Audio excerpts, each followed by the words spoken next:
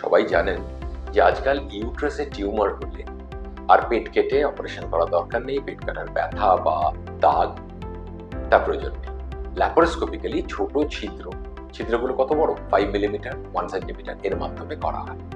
ফলে ব্যথাও কম, হার্নিয়ার চান্স নেই, ব্লাড লস কম হয়। কিন্তু অনেকে প্রশ্ন করেন, মজার প্রশ্ন, যে যদি বড় টিউমার হয় বা একাধিক টিউমার হয় তাহলে ছোট 1 সেন্টিমিটার ছিদ্র দিয়ে সেটা বেরোবে কি করে? অবশ্যই এর জন্য আলাদা প্রযুক্তি রয়েছে। একটা মেশিন আছে মর্সেলেটর, যেটা আমরা ছোট ছিদ্র দিয়ে ইন্ট্রোডিউস করতে পারি। এই মেশিনের কাজ হচ্ছে বড় টিউমার বা মাল্টিপল টিউমারকে ছোট ছোট স্ট্রিপ বা পিসে কেটে ফেলা। তার ফলে এই ছোট ছোট ছিদ্র দিয়ে সেগুলোকে বার করা যাবে, আলাদা করে পেট কেটে অপারেশন করার দরকার হবে না।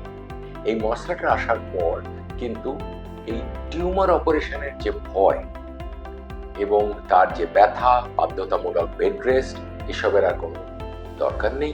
পেশেন্ট সেম ডেতে হাঁটাচলা করছে এবং সেম ডেতে নর্মাল ডায়েট খাচ্ছে, পরদিন সকালে বাড়ি চলে যাচ্ছে। তাই আজকে আমার দিক থেকে মেসেজ, যদি টিউমার বড় হয় বা মাল্টিপলও হয় তাহলে এই মর্সেলেটরের জন্য আমরা ল্যাপারোস্কোপিক্যালি করতে পারছি।